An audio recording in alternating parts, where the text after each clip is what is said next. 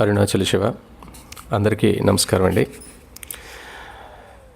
ఈ తమిళనాడులో తిరువన్నామలై అంటే అరుణాచలం శాస్త్రాన్ని బట్టి పిలుచుకునేటటువంటి ఆ యొక్క శోణాచలేశ్వరుడు ఏ విధంగా ఈ యొక్క అరుణగిరిగా వెలిసి ఉన్నాడు, దానికి గల కారణం ఏమిటి, దాని వెనుక ఉన్నటువంటి అంతరార్థం, రహస్యం ఏమిటి అన్నది మనం ఈరోజు తెలుసుకునే ప్రయత్నం చేద్దాం. దానికి సంబంధించి ఒక కథ ప్రాశస్త్యంలో ఉంది, అంటే నడుస్తుంది ఆ కథ ఇప్పటికీ కూడా. ఏంటంటే అది పూర్వం ఒకానొక సమయంలో బ్రహ్మదేవుడు పద్మంలో ఆసీనులై ఉన్నట్ట బ్రహ్మలోకంలో సరస్వతి సమేతంగా. ఆ యొక్క సమయంలో ఆ బ్రహ్మదేవుల వారి దర్శనానికి ఆయన యొక్క కుమారుడైనటువంటి సనక మహర్షి విచ్చేశారట. స్వామివారిని స్తుతించినటువంటి ఆ యొక్క సనక మహర్షి ఈ విధంగా బ్రహ్మదేవుల వారిని అడిగారట. అపార తేజో లింగము ఎక్కడ ఉన్నది, తేజో సంపత్తి పూర్ణమైనటువంటి లింగం ఎక్కడ ఉన్నది, స్వయంభూగా వెలిసినటువంటి లింగాన్ని దర్శించాలని నా మనసు కోరుకుంటున్నది. చాలా లింగాలు ఉన్నాయి, కానీ నాకు అపార తేజో సంపన్నమైనటువంటి లింగ ఆవిర్భావం ఎక్కడ జరిగిందో తెలుసుకోవాలన్నదని చెప్పేసి ఆ యొక్క శనకుల వారు అడిగితే, బ్రహ్మదేవుల వారు ఒకానొక సమయంలో ఆయన నేత్రాలు రెండు మూసుకుని స్ఫురణ చేశారట. స్ఫురణ చేసి ఆ లింగం ఎక్కడుందో కనుక్కున్నట్ట. కనుక్కున్న సమయం తర్వాత ఆయన కాస్త మౌనం వహించారట, బాహ్యస్ఫృతిని కోల్పోయారట ఆయన. తర్వాత కాసేపటికి ఆయన తేరుకుని ఆ యొక్క శనకుల వారికి ఈ విధంగా చెప్పారట, నువ్వు అడిగినటువంటి ప్రశ్నకి సమాధానం దొరికింది. ఆ లింగము అరుణాచలేశ్వరుడే, అంటే అరుణగిరియే, ఆ అరుణగిరియే అని చెప్పారు. అది ఎక్కడుంది అని చెప్పేసి అడిగితే, అది ఎందుకు ఆవిర్భావం జరిగింది అని అడిగినప్పుడు ఆ యొక్క శనకుల వారు, దాని వెనకాల చాలా పెద్ద కథ ఉంది అని పూర్వ వృత్తాంతాన్ని చెప్పడం ప్రారంభం చేసేట ఆ యొక్క బ్రహ్మదేవుల వారు.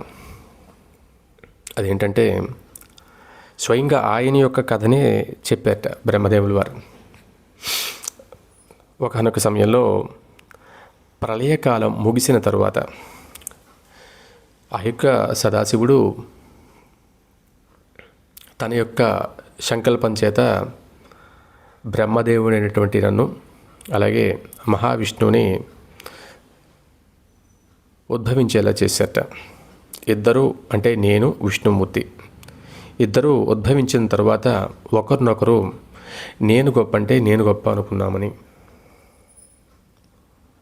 అప్పుడు నువ్వు గొప్ప కాదంటే నేను గొప్ప కాదని, అలాగ ఎవడు ఘనుడో తెలియనటువంటి పరిస్థితుల్లో నేను విష్ణువు సందిగ్ధంలో పడ్డాము. అప్పుడు యుద్ధం ఒకటే మార్గం అని భావన చేసినటువంటి మేమిద్దరము యుద్ధం చేయడం ప్రారంభం చేశామని చెబుతున్నారు బ్రహ్మదేవుల వారు శనకుల వారికి. అప్పుడు ఆ సమయంలో చాలా సంవత్సరాల పాటుగా యుద్ధం చేసుకున్నాం మేమిద్దరం. అప్పుడు సదాశివుడు, ఏమిటి వీరు మూఢుల్లా ప్రవర్తిస్తున్నారు, ప్రళయకాలం తర్వాత సృష్టి ప్రారంభానికి ముందు నేను చేసినటువంటి సంకల్పం వల్ల వీరిద్దరూ జన్మించారు, ఉద్భవించారు, వీరే ఇప్పుడు ఈ విధంగా అజ్ఞానం చేత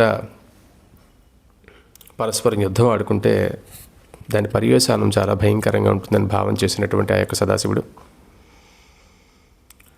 వారిద్దరి మధ్య ఒక తేజోమయమైనటువంటి అగ్ని రూపంగా ఉద్భవించాడు. చాలా పెద్ద అగ్నిలింగం కింద ఆశ్చర్యంగా చూస్తున్నారు ఆ యొక్క మహావిష్ణువు, అదేవిధంగా బ్రహ్మదేవుల వారు. చూస్తున్న సమయంలో అశరీరవాణి అంటే మాట మాత్రమే వినబడుతుంది వారిద్దరికీ. అది ఏంటంటే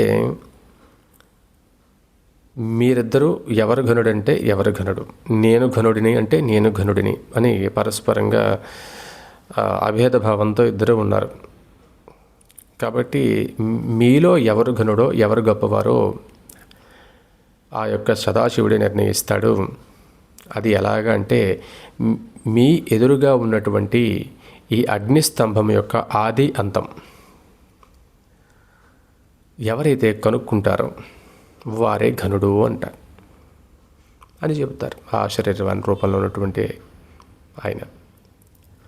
అప్పుడు మరి విష్ణువుకి దశావతారాల్లో ఒక అవతారమైనటువంటి వరాహ అవతారం ఆయన ఎత్తుతారు.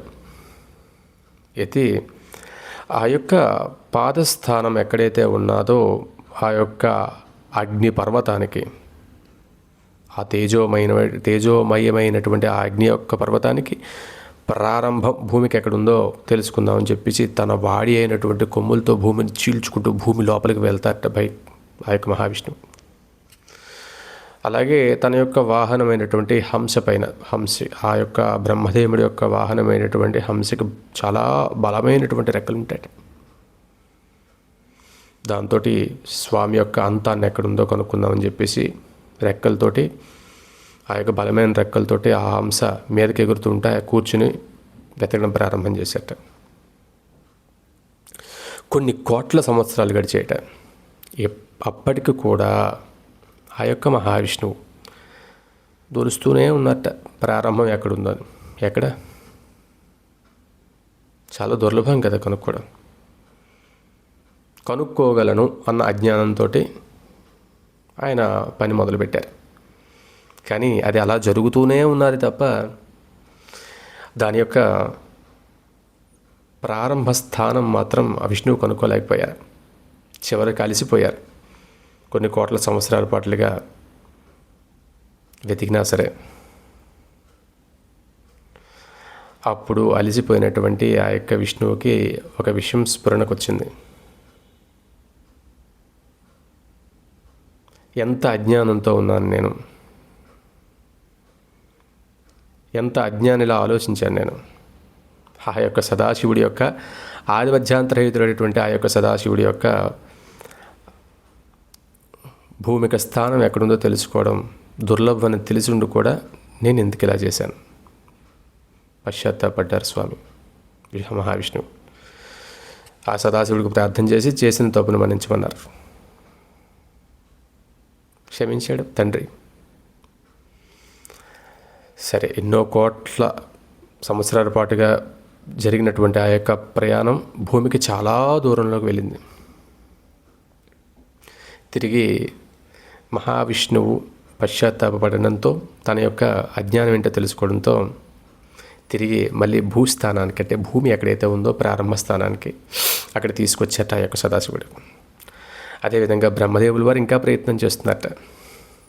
అప్పుడు ఆయన వెళుతున్నటువంటి మార్గంలో కొంతమంది ఆ యొక్క తేజోలింగం నుంచి ఉద్భవించినటువంటి కొందరు సిద్ధులు ఈ యొక్క బ్రహ్మదేవుని చూసి నవ్వారట. అయ్యో ఎంత అజ్ఞాని, ఎంత అజ్ఞాని, ఎంత అజ్ఞాని. అదేంటి అజ్ఞాని, నన్ను అజ్ఞాని అంటున్నారని బ్రహ్మదేవుడు ఆలోచించారట. అసలు అంతమే లేని దానికోసం అంతం ఎక్కడుందో వెతకడానికి ప్రయత్నం చేయడం అజ్ఞానత్వం కాకపోతే మరేంటి అని వారు నవ్వుకోవడం బ్రహ్మదేవుడు విన్నట.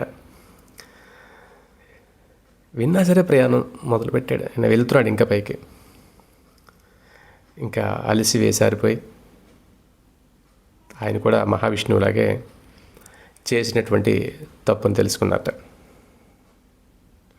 తెలుసుకుని ఆ యొక్క సదాశివుడిని ప్రార్థన చేశారట. ఈ యొక్క బ్రహ్మ విష్ణు వీరి ఇద్దరి యొక్క అజ్ఞానాన్ని తొలగించడానికి ఒక జ్ఞానిగా ఆయన వారిద్దరి మధ్య ప్రత్యక్షమయ్యారు. వారే ఈరోజు అరుణగిరిగా మనకి దర్శనమిస్తున్నారు. ఘనీభవించి మనకి ఆయన తన దర్శన భాగ్యాన్ని కల్పన చేస్తున్నారు. కాబట్టి ఆ యొక్క నామస్మరణ ఏదైతే ఉంటుందో దాన్ని మనం చేసుకుంటే ఆ యొక్క స్వామివారికి అనుగ్రహం ఎల్లప్పుడూ ఉంటుందని చెప్పేసి అందరూ భావన చేస్తున్నారు. అరుణాచల శివ, అరుణాచల శివ, అరుణాచల శివ.